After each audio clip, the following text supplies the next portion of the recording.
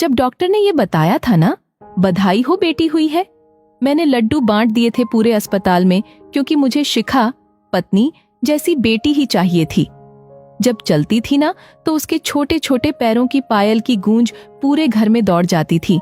मुझे याद है उसने पहली बार जब पापा बोला था, कितना खुश था मैंने उसे अपने गोद में उठा लिया, घंटों में उससे बोलता रहा, बेटा पापा बोलो, पा पा, और वो गर्दन मटकाने लगती। मैं उसकी हर नादानी पर बहुत हंसता। जब वो 5वीं में थी, उसने पापा के ऊपर निबंध लिखा। उसने लिखा, मेरे पापा हीरो हैं।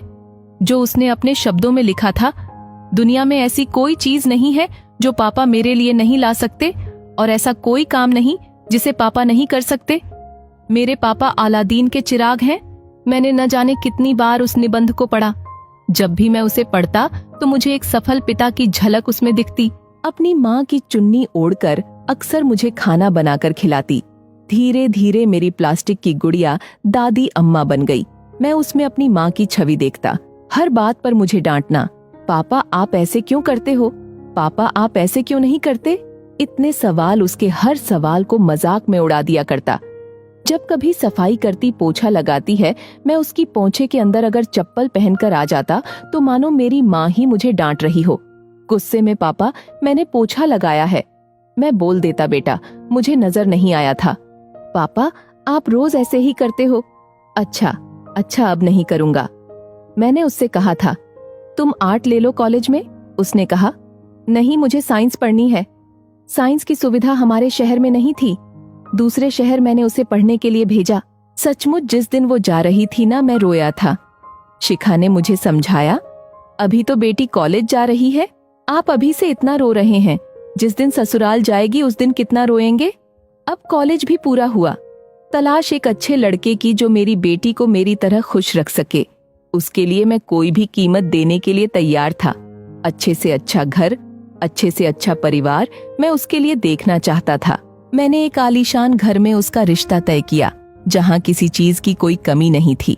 मुझे लगा कि मेरी बेटियां सुख से रहेगी। क्या हुआ जो मैं अपनी सारी एफडी तुड़वा दूंगा। क्या हुआ जो मैंने अपने बुढ़ापे के लिए कुछ बचाकर नहीं रखा है, उसे भी मैं उसकी झोली में डाल दूंगा। लेकिन उसके लिए तो खुशियां खरीद लूंगा ना। और मैंने खरीद ली उसके लिए खुशियां। शादी वाले दिन जब वो गहना जेवरों से लदी हुई थी तो मैं सारे दुख भूल गया था कि मैंने अपने लिए एक पाई भी नहीं छोड़ी है। उसकी विदाई के समय मैं बहुत रोया, बहुत ज्यादा।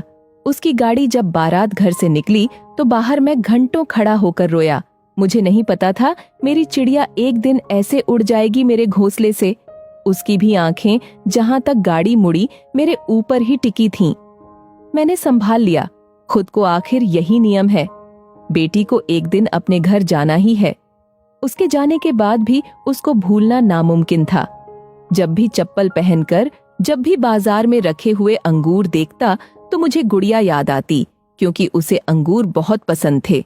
फिर अपने आप को समझाता, पागल हो गया है क्या रामेश्वर, तूने अपनी जीवन भर की कमाई क्या इसलिए खर्च की है कि तेरी बेटी अंगूर के लिए तरसे। उसे किस बात की कमी। हर मौके पर मुझे उसकी याद आती। शायद वो भी मुझे इतना ही याद करती होगी। हाँ, दिखाती नहीं है। जब घर आती तो मैं छुपकर उसे संतुष्टि से 5-10 मिनट पहले देखता था। उसका चेहरा पढ़ता, वो खुश तो है ना। उसकी मुस्कुराहट में जैसे मैं उसकी यादों को भुला देना चाहता था, पर न जाने क्यों उसे देखकर लगता है बहुत कमजोर हो गई है। कई बार मैंने उससे पूछा, अपने पास प्यार से बिठाकर, बेटा कुछ कमजोर लग रही हो, तो उसने बनावटी हंसी हंसते हुए कहा, पापा ये तो फैशन है, जो जितना पतला होगा उतना ही ज्यादा सुंदर दिखेगा। और कमजोर और उदास और गंभीर वो दिन पर दिन होती चली गई। और फैशन का मुखौटा पहना कितनी आसानी से उसने मुझे पागल बना दिया। मैं कैसे नहीं देख पाया उसके दर्द को।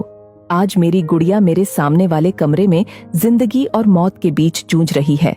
उसने अपने बाप से पैसा मांगने की बजाय खुद को फांसी लगाना ज्यादा बेहतर समझा। यहाँ तक कि अपने करीबी दोस्त को भी मना कर दिया। उसके पापा तक ये बात ना पहुंचे कि ससुराल में वो कैसे रहती है। क्यों नहीं आई वो मेरे पास? वो जो हर चीज के लिए मेरे पास आती थी, उसने क्यों नहीं कहा, पापा मुझे इस नर्क से निकाल लो। मैं उसे कभी नहीं रहने देता वहां। चाहे मैं खुद बिक जाता, पर मैं उसे वहां से निकाल लेता। क्या करूंगा मैं उसके लिए अब लड़कर जब वो नहीं रहेगी। मैं हर बड़ी से बड़ी लड़ाई लड़ता उसके लिए, उसने क्यों नहीं समझा मुझे इस लायक।